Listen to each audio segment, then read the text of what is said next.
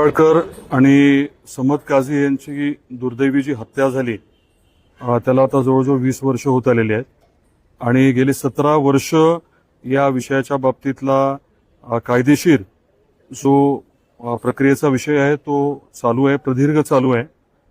न्यायदेवतेवरती पहिल्यापासूनच आमचा पूर्ण विश्वास होता आणि 17 वर्षांनंतर न्यायदेवतेने आम्हाला न्याय दिलेला आहे। परंतु हे 17 वर्ष ह्या सर्व लोकांचे कोण परत करणार आहे?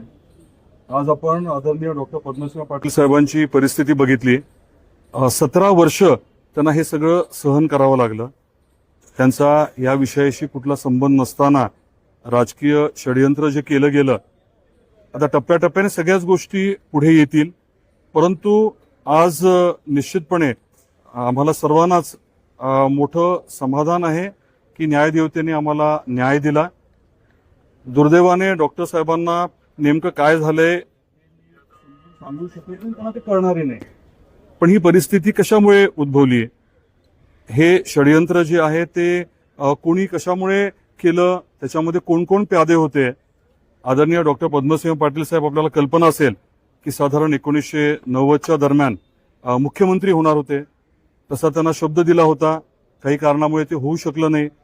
2009ला ते खासदार म्हणून निवडून आले होते आणि साधारण ज्या कालावधीमध्ये कॅबिनेटचं एक्सपॅन्शन होणार होतं, बरोबर तेव्हाच काही लोकांनी या बाबतीमध्ये एका वेगळ्या पद्धतीने पुढाकार घेतला आणि जे काही षडयंत्र रचलं गेलं ते बऱ्यापैकी आज कोर्टाच्या माध्यमातून आमच्याही लक्षात आलेलं आहे।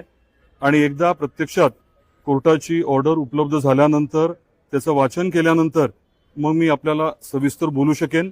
या पूर्ण प्रक्रियेमध्ये सुरुवातीपासून ज्यांनी आमच्यावरती विश्वास ठेवला आणि अतिशय ताकदीने आम्हाला आमची साथ दिली, त्यांचे मी मनापासून आभार व्यक्त करतो।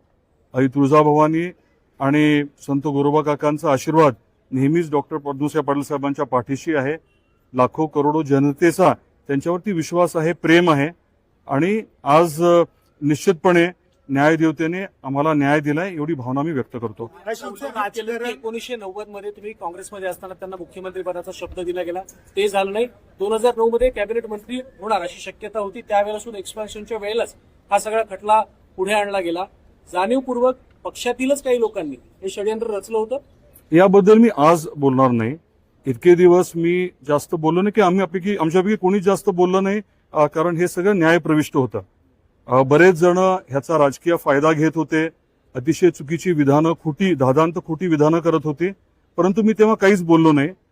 योग्य वेळेस मात्र गरजेनुसार अनेक गोष्टी मी पुढच्या काळात बोलेन, आज यापेक्षा जास्त नाही बोलणार।